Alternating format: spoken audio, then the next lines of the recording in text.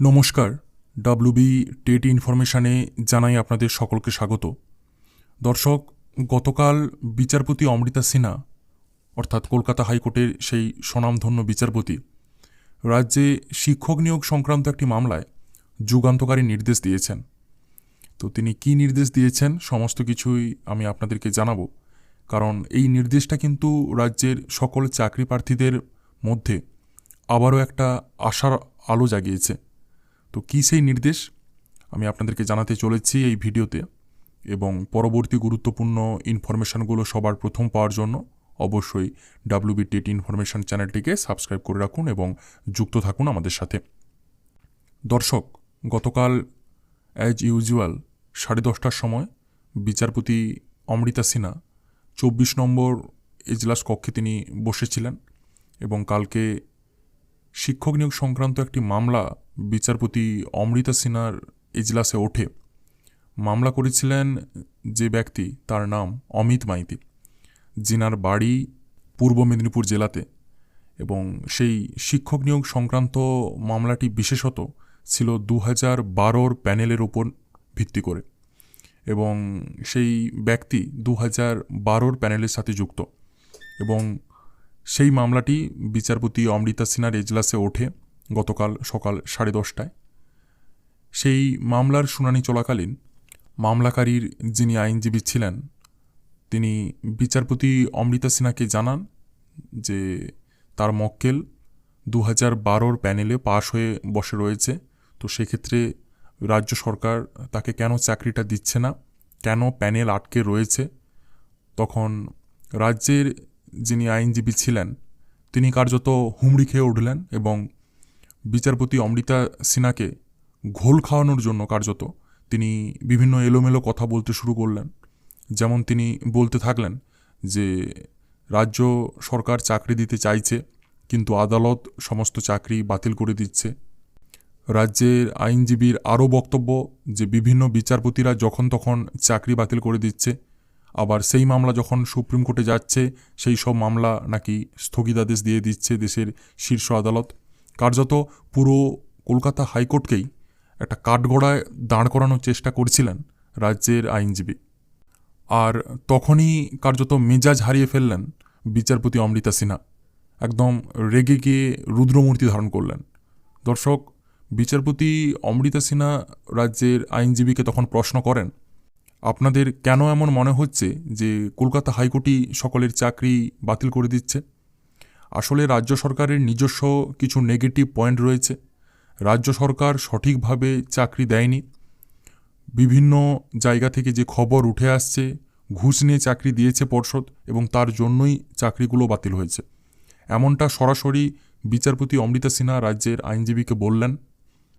তখন রাজ্যের যিনি আইনজীবী ছিলেন তিনি বিচারপতি অমৃতা সিনহাকে জানান বিভিন্ন আইনি জটিলতার কারণেই চাকরিগুলো আটকে রয়েছে। তখন বিচারপতি অমৃতা সিনহা রাজ্যের আইনজীবীকে পাল্টা বলেন যে এই সমস্ত আইনি জটিলতা কি 2011 সালের পর থেকে শুরু হয়েছে, নাকি 2011 আগেও এই সমস্ত আইনি জটিলতা ছিল, তা সত্ত্বেও চাকরি পেয়েছে মানুষজন?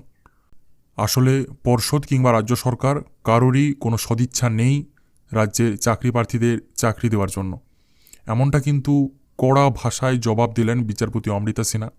এরপর বিচারপতি অমৃতা সিনহার নির্দেশ, আগামী 1 সপ্তাহের মধ্যে 2012 প্যানেলের সাথে যুক্ত ওই ব্যক্তি অর্থাৎ সেই অমিত মাইতি, পূর্ব মেদিনীপুর জেলায় বাড়ি, ওনার যাবতীয় রিপোর্ট আদালতে হলফনামা আকারে জমা দেওয়ার নির্দেশ দেওয়া হয়েছে পর্ষদ তথা রাজ্য সরকারকে। সঙ্গে বিচারপতির আরও সংযোজন যে বিভিন্ন পেন্ডিং থাকা পুরনো শিক্ষক নিয়োগ প্রক্রিয়াগুলো খুব শীঘ্রই কিন্তু রাজ্যকে সমাধান করতে হবে। এবং বিচারপতির এই নির্দেশের পরেই কিন্তু আইনজীবী একদম চুপ হয়ে গেলেন বন্ধুরা, কোনো মুখ থেকে টু শব্দটুকুও বেরোলো না। রাজ্যের আইনজীবীর বলার কিছুই নেই, কি বলবে, কারণ যেভাবে পর্ষদ এবং রাজ্য সরকার এই উঠে পড়ে দুর্নীতি করতে লেগেছে, তো সেক্ষেত্রে রাজ্য সরকারের যিনি আইনজীবী সেক্ষেত্রে আর বলার কিছুই থাকে না তার। এবং এরপর এজলাসে উপস্থিত মামলাকারীর আইনজীবী বিচারপতি অমৃতা সিনহাকে দ্রুত এই মামলার নিষ্পত্তি করার আর্জি জানান, এবং সেই আর্জি মতোই বিচারপতি অমৃতা সিনহা 1 সপ্তাহের মধ্যে রিপোর্ট দিতে হবে পর্ষদকে, এমনটা কিন্তু নির্দেশ দিলেন। এবং এরপর বিচারপতি আরও বললেন যে এইভাবে রাজ্যের বেকার যুবকদের ভবিষ্যৎ নিয়ে ছেলে খেলার অধিকার নেই কারোরই, সে পর্ষদ হোক কিংবা রাজ্য সরকার। এবং বিচারপতির কার্যত এই রুদ্রমূর্তি দেখে এজলাসে উপস্থিত সকলেই কিন্তু বন্ধুরা হতভম্ব হয়ে গিয়েছিলেন। কারণ বিচারপতি অমৃতা সিনহা যেভাবে একের পর এক যুগান্তকারী নির্দেশ দিয়েছেন, তো সেই ক্ষেত্রে গতকালের বিচারপতির এমন নির্দেশ কার্যত তোলপাড় পুরো এজলাস কক্ষ। দর্শক, যদিও এখন রাজ্যে ভোট চলছে, তাই আপনি যদি টিভি চ্যানেলের মেন মিডিয়া স্ট্রিমগুলো খোলেন, তো সেক্ষেত্রে আপনি এই সমস্ত নিউজ পাবেন না। কারণ সকলেই নিজেদের আখের গুছাতে ব্যস্ত। রাজ্যের চাকরি প্রার্থীদের ভবিষ্যৎ নিয়ে আর কেউ ভাবছে না। কোনো রাজনৈতিক দলই কার্যত চাইছে না যে চাকরিগুলো হোক। তবুও কিছু আইনজীবী রয়েছেন যারা কার্যত লড়াই করে যাচ্ছেন চাকরি প্রার্থীদের হয়ে। তাদের মধ্যে একজন আইনজীবীর নাম নিতেই হয় দর্শক। তো আইনজীবী বিকাশ রঞ্জন ভট্টাচার্য, ফিরদৌস শামীম, আইনজীবী তরুণ জ্যোতি তেওয়ারি, যিনারা অক্লান্ত পরিশ্রম করছেন, চেষ্টা করছেন, মরিয়া চেষ্টা করছেন কার্যত রাজ্যের যে সমস্ত চাকরি প্রার্থীরা এখনও চাকরি পাননি, যোগ্য চাকরি প্রার্থীরা তারা যাতে চাকরিগুলো পায়। কিন্তু এদিকে পর্ষদ তথা রাজ্য সরকার অযোগ্যদের চাকরি বাঁচানোর জন্য উঠে পড়ে লেগেছে। আর এইসব ব্যাপারগুলো আপনারা দেখছেন, বুঝতে পারছেন, নতুন করে বলার কিছুই নেই। তো গতকাল বিচারপতি অমৃতা সিনহা যে নির্দেশ দিয়েছে কার্যত, এতে আবারও একটা আশা জেগেছে চাকরি প্রার্থীদের মনের মধ্যে যে পেন্ডিং থাকা সমস্ত নিয়োগ প্রক্রিয়া আবারও শুরু হতে চলেছে, এমনটা কিন্তু আশা রয়েছে সকল চাকরি প্রার্থীদের মনের মধ্যে। তো দেখা যাক কি হয়।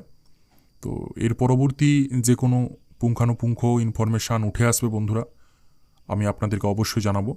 তার জন্য ডাব্লিউবি টেট ইনফরমেশান চ্যানেলটিকে সাবস্ক্রাইব করে রাখুন এবং যুক্ত থাকুন আমাদের সাথে। ধন্যবাদ।